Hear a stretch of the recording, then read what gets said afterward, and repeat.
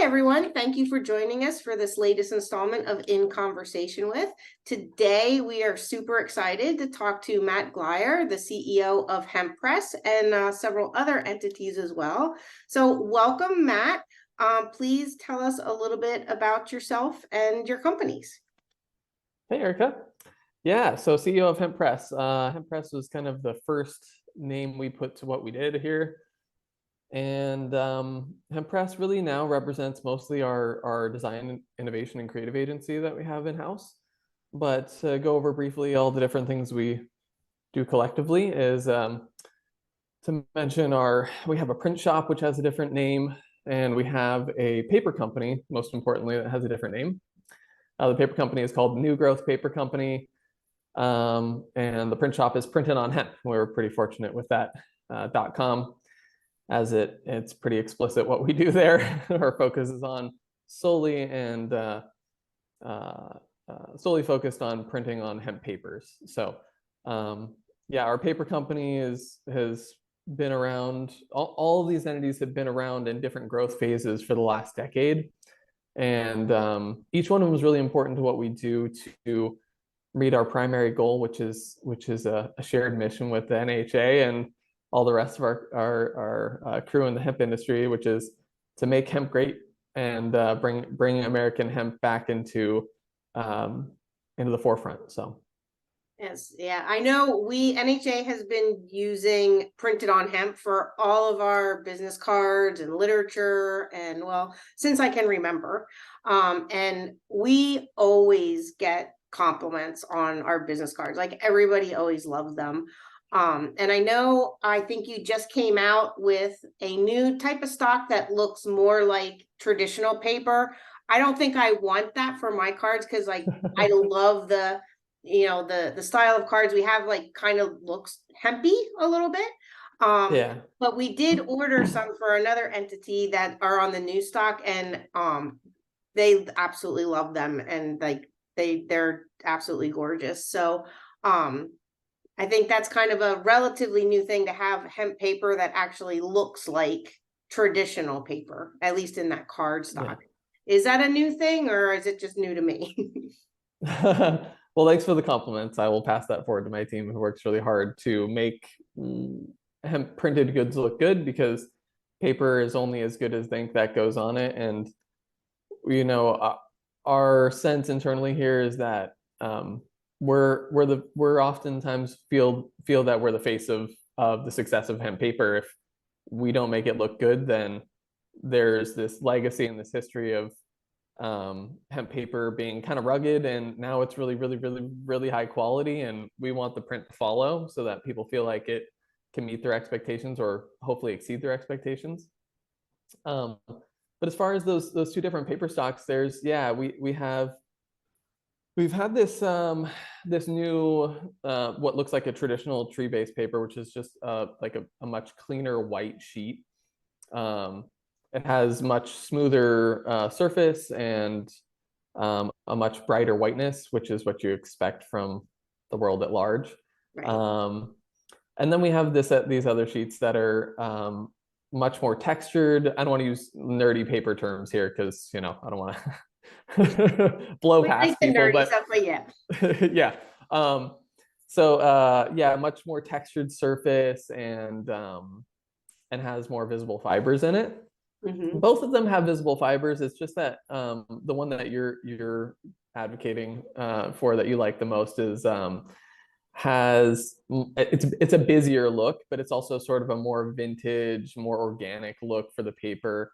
And then the smoother white paper has these like golden blonde fibers, which are much more subtle, and they're there, but they're not distracting from any print. So in that regard, like they have different use cases, right? So when we print a picture of a hemp field, for example, or a person, the importance of having that really clean white sheet is evident there, in that you don't want all these specks of fiber on someone's face. Right. So it can be distracting in a lot of print scenarios. And until recently, when we developed those more clean looking sheets, more traditional looking sheets, we were limited in the scope of what we could successfully print for a lot of companies.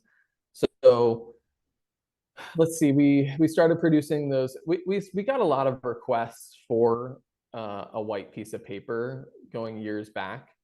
Um, and so then when we brought it into the marketplace, it's funny because people like also very excited about what we were doing, but we never, you get the feedback afterwards. But it's the whiter sheet is by far our most popular sheet now, because it has the most diverse application. Right. And because it has, we formulated it for its printing characteristics to be really, again, like very close to traditional paper. And so it has much better printability. It has it's more successful in more print environments.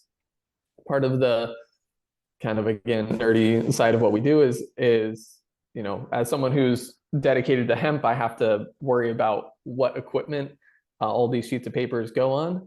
And so we do these trialing processes where we send our papers out to the hundreds of different printing machines that are out there to make sure that the papers have a quality sufficient to run efficiently and produce really high quality results. So far, so good.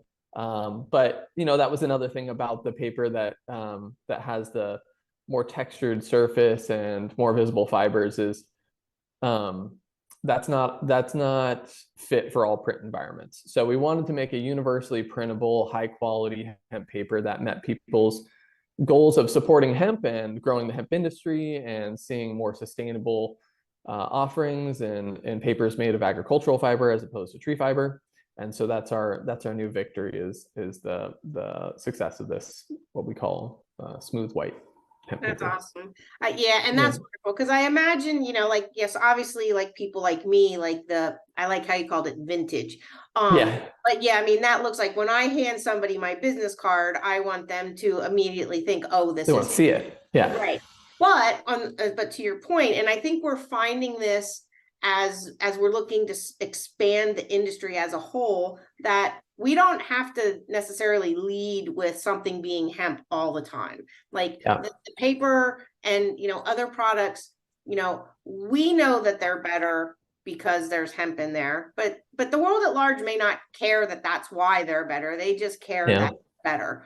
And to have something that looks traditional, feels traditional, I imagine widens your customer base, and appeals to a larger segment while still serving the purpose of expanding the industry. Absolutely. Yeah. That was our goal initially, was like, let's make sure when you touch a piece of hemp paper, it's really obvious that it's not normal. And then it was a 10-year goal to make sure that we arrived at both opportunities. One was something that was kind of a silent strength in that it is hemp paper and you wouldn't know unless someone told you. But we really wanted to get the message out first, of course, and inform people that it's here and it's available and it's really high quality. But yeah, the long term is like we want to meet people where they're at and be able to provide a solution for anybody. So That's fantastic. And I know, at least from the products of yours that I've seen for myself, that you have, your card stock, and then you have like what I just consider like office printing paper. And you also have cardboard type packaging boxes, stuff like that. Is that the scope of what you have, or are there other things? yeah, so we have a range of papers, without again getting too nerdy. um, we have papers that are what we call like a board stock, which are fit for business cards or thicker flyers or note cards, greeting cards, things like that, and also packaging. When I say packaging, it means a lot of different things to different people. So primarily what we focus on is producing a board stock for what the industry calls folding cartons, what is like a box when you go to the grocery store and you buy either cereal or a supplement or CBD, a tincture bottle in a box. Those boxes is what we're referring to there. And we design those papers to be not kind of middle of the road in terms of quality or kind of I didn't want to meet the industry where it was at in terms of the qualities of a board stock. I wanted to exceed them. So our board stock is above average in terms of its characteristics and density and qualities like that, because as hemp is still growing as a whole as an industry, the fiber costs are above the subsidized costs of tree fibers that exist in the world. And so our papers are about a 20% premium over non-hemp papers.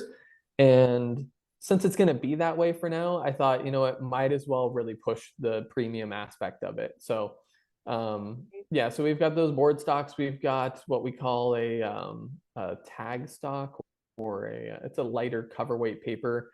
It's called ticket or tag. It's usually used for tickets, like event tickets, or clothing tags or things like that. And so that's kind of like a medium weight paper, and then it gets down into what are called text weights. So you'd use this like office paper and or like kind of a medium thickness poster, flyer, that kind of thing. And then we've got label stock for printing labels, and we're working on a few more things. But they're all just kind of like within that field there. You go from kind of labels to board stock, and then we're able to do some work with corrugated right now. It's just there's just ways to kind of orient our different stocks to different industries and different capabilities. And then one of the things I'm most excited about is not a very common application, but we're working on some bigger applications for, which is like it's a very thick board. Its thickness is 36 point, which is pretty uncharacteristic of paper making in general. And we're finding some pretty cool applications for that. Puzzle making, coasters for beer and beverage companies to make. So there's a lot of like really thick applications like that have niche but very large opportunities. And that's something that we've done that no one's ever seen before. And so we're just like still delving into that. But is it something like this, of course, like this kind of thickness? Yep. So when you have these ready, you have to let me know, and we'll go to the Senate and say, like, look, you need to live up to your sustainability goals and buy these from. We can make them for you today. Yeah, we could definitely make those today. And the cool thing about that stock is it is 100% hemp fiber. So because it can have more rough characteristics than a fine printing paper, that's what you'll find in really thick paper, is that it tends to, unless you're incorporating plastic, which none of our papers incorporate plastic, you won't find something that's that thick or that dense. And so, yeah, the fact that it's 100% hemp is really special. And that's a really important feature of our papers, is that depending on how much the type of stock that we're making is either going to be a commodity item or some sort of specialty item. When you get down into these really lightweight papers, you go to the store and buy a ream of paper for nothing. Like this, an 8.5 by 11 piece of paper costs sometimes a penny or less.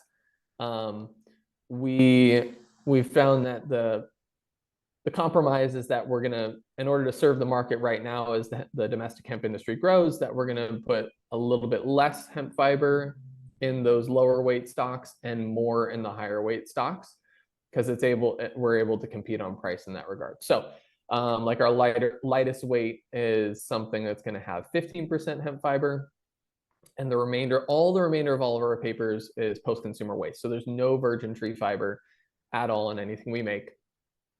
That's a really important mission of ours, and it's a very big differentiator from any other part of the industry making hemp papers. There are some paper mills that have decided to make space for this at times. They're not very good at keeping inventory because it's kind of a distraction from their 900,000 other paper SKUs that they make that all use tree fibers. And so when they make hemp papers, they're usually looking for what they're most comfortable with, which is blending in a variety of virgin tree fibers and a little bit of hemp. And sometimes it's so little hemp, they won't even tell you how much, which we put under the microscope and found out some of these companies claiming hemp or hemp infused papers have as little as 3 or 4 or 5% hemp. And they don't even want to say because they're just not proud of it. Yeah, so our goal is to like find that right mix to serve price point and quality. And so we've got that range of 100% all the way down to 15%. And we've had these, long-term goals of slowly moving that up as we get the prices down. We're able to what the fun and interesting thing you won't find in industry is very uncommon, at least, is that improving the qualities of a product while lowering the price is kind of a unique position that we're in. So that's something we've done over the years, is increase the amount of hemp while lowering the price at the same time. So that's amazing. So what part of the hemp is used for the pulping process? Is it the bast fiber? Is it the hurd? Is it the whole stalk? Like what are the raw materials that you use in your process? yeah, there's a lot of debate about this in the paper making space with agricultural fibers as a whole. So it's not just a hemp specific question or problem, because there's a variety of other agricultural fibers that I won't get into, but to briefly mention is kenaf and bamboo, and there's a handful of them, and most of them have to be imported. The unique, special, wonderful thing about hemp is that it does have a lot of capability to be grown in a diversity of regions in the world, growing regions. So that's why I've chosen hemp as well. There's a lot of reasons why I've chosen hemp. I'm a hemp advocate myself, but one of the primary reasons is that it can be grown worldwide. So as opposed to some of the other agricultural fibers used for papers. Sugarcane would be a good example. Not growing sugarcane in Oregon where I live.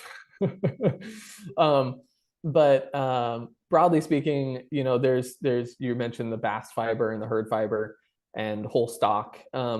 There's advantages to pulping hemp fibers whole stalk, because all the additional steps of processing, separating the fibers, impact cost and throughput. And so there's always work being done to try and figure out, I think the golden goose in the sky is to try crop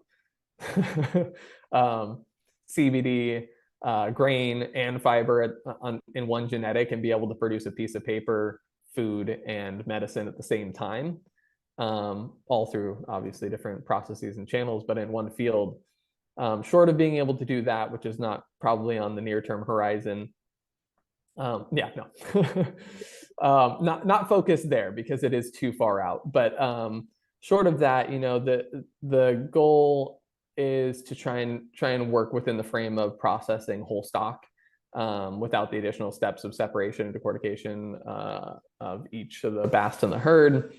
But that said, in order to make a good paper, most papers, looking at what traditional industry does, most papers are made of a blend of different tree fibers, because trees, believe it or not, have these broad characteristics. And so this has been mapped out for a long time in traditional paper making. So in traditional paper making, you've got softwood tree varieties and hardwood. So like oak is a hardwood, not that it's used for paper so much, but trying to use common examples. Pine is a softwood. And so in order to make for a particular use case, what you want to use the paper for, you're going to blend a certain amount of hardwood and softwood fibers to create characteristics of the paper that you want. And so that's the case too with hemp paper making. We're not exempt from that, and the idea that we're just going to make one magical blend that serves all types of paper making. Would the hurd yeah. be more like a softwood and the bast would be more equivalent to like a hardwood fiber? Or I don't know, like for me, like the whole paper making things, like it's weird. Like in my mind, I never considered a tree a fiber. Like I don't know why. It just never dawned on me that wood was was a fiber. I mean, and then I guess when I started here in hemp too, I didn't necessarily realize that the hurd was considered a fiber. Like I figured that, the bast fiber, well, that makes sense. It's bast fiber, right? Like, but I just never considered the hurd or the shives or wood for that matter of actually being considered fiber. Yeah, it's kind of a nuanced answer to what's more similar to hardwood and softwood, but generally speaking, a hurd is similar to hardwood. Some of this has to do with the stiffness of the fibers. Some of it has to do with the absorptive features of the fibers when coming in contact with water in the paper making process. And yeah, you've got to get that blend right depending on what you want the paper to do for you. And it's really wild as someone who is moved from an advocate and a well-educated person in hemp broadly to someone who saw that the best opportunity they could find to change the world was in making paper and sticking to that. And then becoming an expert in the field of paper is that it's not as simple as one would hope. There's a lot of nuance to what you're trying to create, and there's so many forms of paper. There's all these industrial papers. It's just, if the world only knew what paper did for them, Yeah.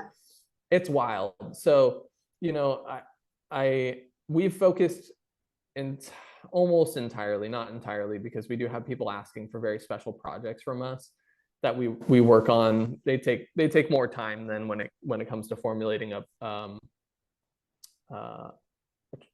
paper for printing. What I was going to say is that we're focused entirely on, or almost entirely on, papers for the printing industry, fine printing papers.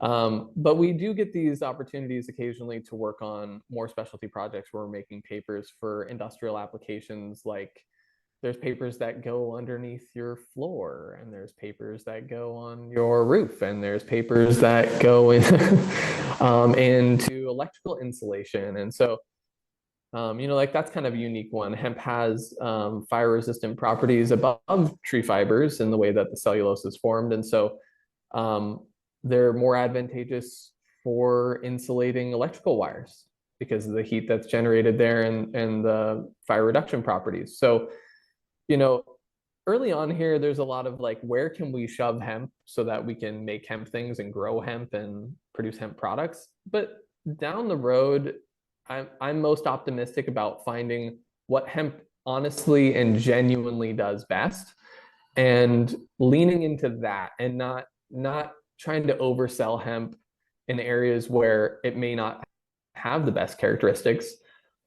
But that said, it's interesting because sometimes the desire to make something work will make something work. So in other words, when we first started out, there was a lot of headway in this idea that hemp would make a good paper.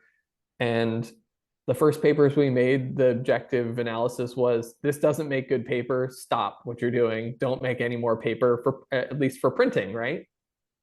And fast forward to 2023, I feel like the qualities of the paper exceed those of tree fiber papers, and I'm really proud of it. And I think that that reaction from paper mills and the paper industry was one where it was just uncomfortable for them. They didn't maybe feel like this was something they wanted to keep trying on. We kept paying them to try, but now the reaction is, this is really high quality. Like this is a great opportunity to move forward domestically and globally in a sustainable way, and stop the impact of deforestation and leave our forests standing, and move towards this agricultural model of paper making.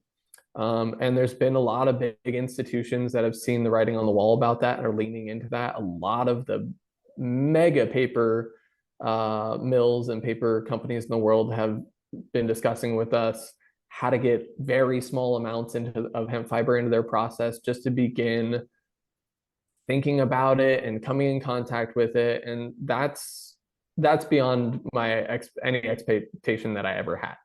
So hemp is on its way in this field and in this area, but there's still so much to learn and so much research. I imagine. And yeah, well, we're going to talk about the research here in a second, but I'm curious as to what you just said a few minutes ago. So is you didn't come from a traditional paper background and decide to start with hemp. Like you started with the idea that you wanted to find a use for hemp and came to paper, and that's how you got your, I mean, because you just, I've talked to you several times and I'm always like blown away. I mean, I know you call it nerdy stuff, but like I think it's fascinating. Yeah. So you've obviously devoted a whole lot of time in becoming an expert in paper in general. And so hemp was your impetus and your motivation for doing that. Yeah. Yeah, it was. I'm sometimes I feel like I'm a reluctant paper person because I would describe myself as both a hemp advocate and a defender of our forests. And that's actually a lot of what fuels me is on the other side of this wall are logging trucks that drive by every day. And Mm, they drive to one of the big international companies that makes paper. And they just, these big giant trees, these beautiful trees that I love to go hike and climb about, get cut down and turned into dust. They just get turned into dust and paper. It's like this, it's just so silly to me, right. because the amount of fiber and the pace at which you can access the fiber, relative to an agricultural crop is just so, it's so outdated. And the visual impact, I'm a very visual person. When it comes to like why I ended up in paper and could move in that direction is because the thing I've been doing the longest has been a designer, a graphic designer. I started selling graphic designs when I was 14 years old, and I love brand and I love the way a decision like choosing a sustainable material impacts the success of a brand in terms of their packaging and their print material and their messaging. And so as someone who loves like a really beautiful aesthetic, when I look out in the environment that we live in Oregon, and I'm on a hike or I'm driving down the highway and I see these beautiful sweeping mountains covered in trees, and then there's whole sections where everything is dead. Everything has been cut down and dead. And it's not that we don't do that agriculturally, it's just that it's a different, we have a different expectation of what we see in the world in an agricultural environment. And so when we see what should look like a beautiful hillside with the sunny sky above and everything, and you know what everybody loves to see, and then there's like a whole swath of it that won't look green again for another 10 or 25 years, and then it'll be cut down again. And it's just always this patchwork of the removal of trees in the Pacific Northwest. And some of these still are old growth forests that companies eventually get their hands on and are able to cut down. And these trees, you know, it takes 10 people to get your arms around them, get turned into Yeah. all sorts of stuff, and including paper, unbelievably so. Um, and so, yeah, I ended up in paper by way of someone who loves the trees and seeing this solution because I was a big hemp advocate. One of the things I did early on in like my career in hemp was I would go to the university here at the University of Oregon and teach kids how to make hempcrete. We'd make little hempcrete paperweights, or we would just do different fiber projects because I saw that the industrial applications of hemp were the most big picture things that could be done with hemp.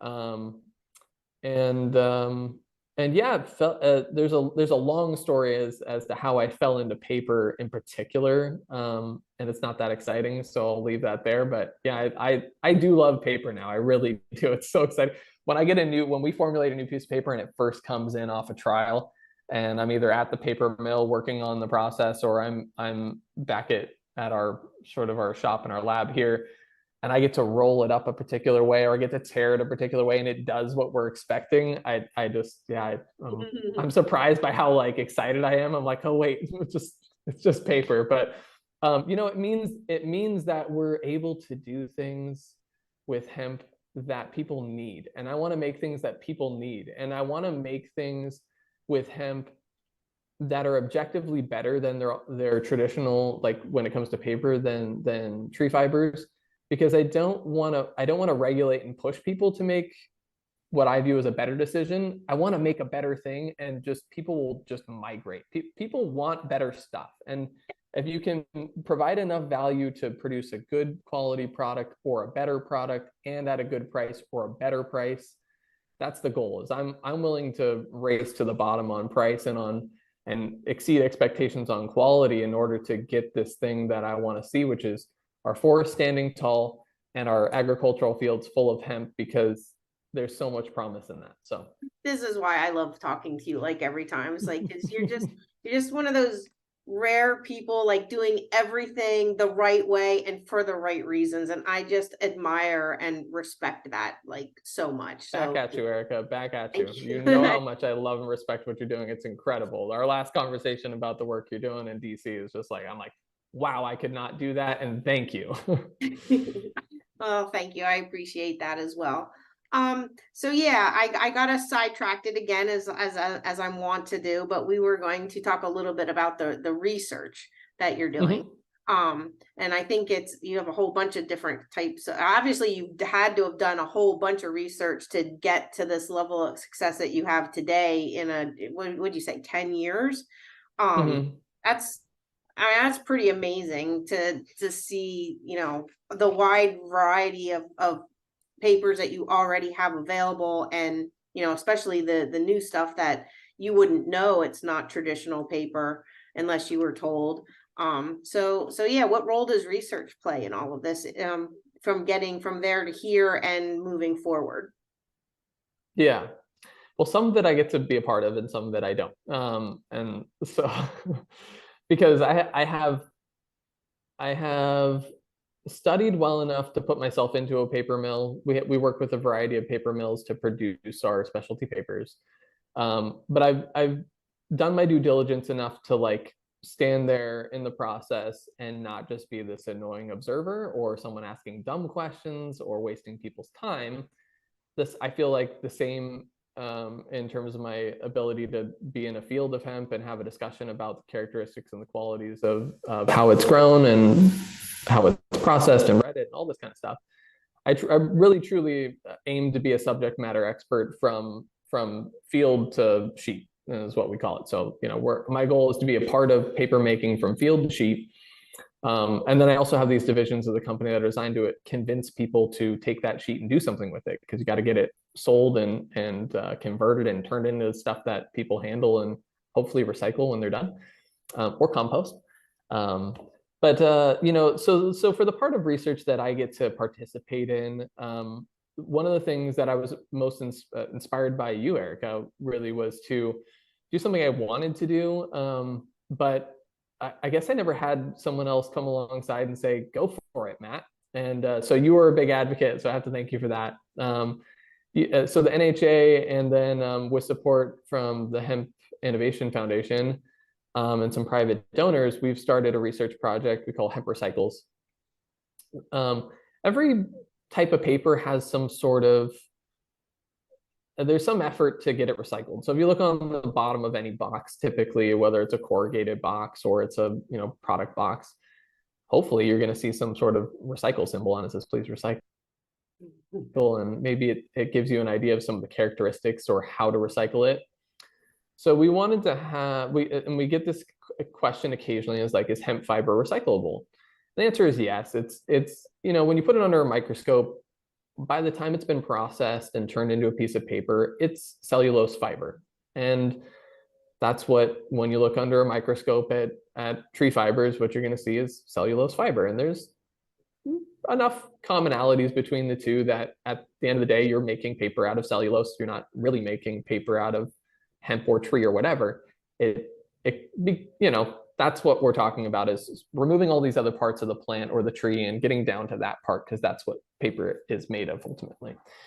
But so one of the things you inspired me to do was get after this. I've been bothered, and from the very beginning of my work in hemp, advocating for hemp, is dispelling myths and legend and things that are long-term bad for the brand, for hemp as a brand, right? Like, okay, young, eager, you're going to say some stuff that's not true. You're going to kind of be like, oh, the Declaration of Independence, or, whatever, all this kind of fun stuff. And then you need to get to the facts at some point, because when large institutions come knocking and looking for hemp as an alternative, they're not going to put up with your bullshit. And they don't want to repeat bullshit. They don't want to be all excited and just kind of like go after it. They want the honest truth.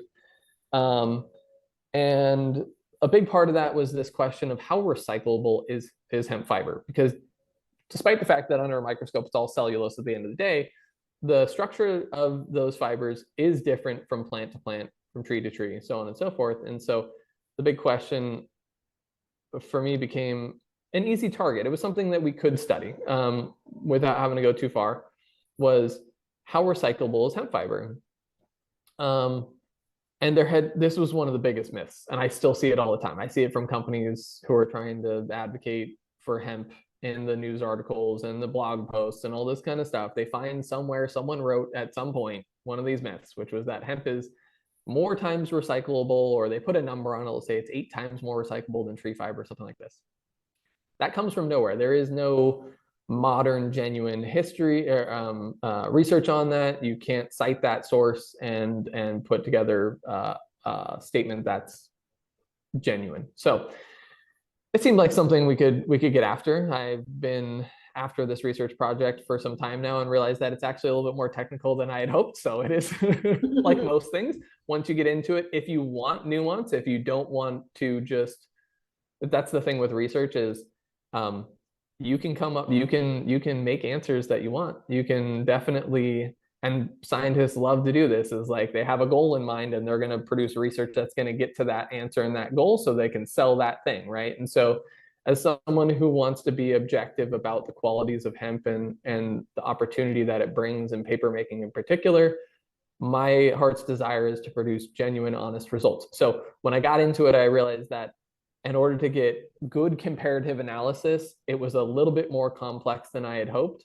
The low-hanging fruit was just to make a bad faith analysis, or just an easy one, not even in bad faith, but just an easy one, and just go, look, it's better or worse, right? And the worst thing I could do is just set the research up in a way that would go, look, it's definitely better. And anyone with clear eyes or, could understand science could see through that, just like is common in research papers. You'll go, yeah, you omitted some stuff here and it's really obvious that you have an agenda. Mm-hmm. So we're really looking forward to finishing up this research project in a way that's in integrity with hemp itself and with the goal, which is to find out, is it more times recyclable? The preliminary research says yes, so that's good. I'm optimistic about that, and so that has led us to move forward in a more detailed way. So I'd like to sit here and say the results are going to be good. But what is it like aside from that? What I'd like to kind of get into is like, what does it mean for something to be recyclable, and why does that matter, right? And so recyclability, again, without getting too geeky, but recyclability matters because it has to do with the life cycle of any raw good. Plastic, for example, is only recycled. 9% of all plastic is recycled, right? So when people are really excited about recycling plastic, they should know that despite all their excitement and their efforts, only 9% of it's going to make it through that process. So kind of spinning your wheels there if your life's goal is to research and get after plastic recycling. But because depends on the country and the place and things like this, but broadly speaking, 70-80% of paper is recycled. That's really positive.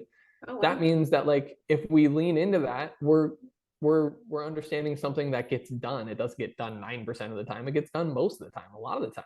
I didn't know that. Yeah, paper is very recyclable, and the recycle stream is effective. And so so yes, there's the fact that paper actually gets recycled. So knowing whether or not the recyclability properties of hemp are good is valuable. And then there's the want to understand, is it more recyclable? And what does it mean to be more recyclable? It means that when paper is recycled, it's broken down in a variety of different ways, but ultimately it's broken down into the fine fibers that were used to make the paper in the first place. And if the fibers get so small, they are no longer useful in making paper because they're just, eventually they become dust. then you can't make paper out of dust. They have to have certain characteristics of strength and length and all these kinds of things to make a good paper.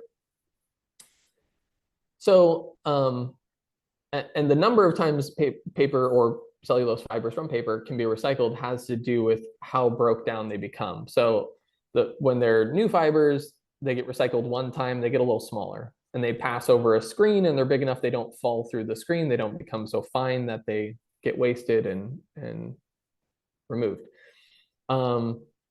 And so how many times can it kind of pass through that process of breaking down and going over that screen is a good question. It's something that not even tree fibers have been put to the test for over 50 years, believe it or not, that despite the advances in paper making as a whole and in tree fibers, no one's gone back and looked at that. So that's another thing that we wanted to incorporate into this research project for Hemp Recycles was, let's go ahead and find out what's going on with tree fibers too, right? Because if we're going to make an honest comparison between the two, and nothing's been done to study the recyclability of tree fibers in 50 years, and science has advanced, maybe it's time to check in on both of them.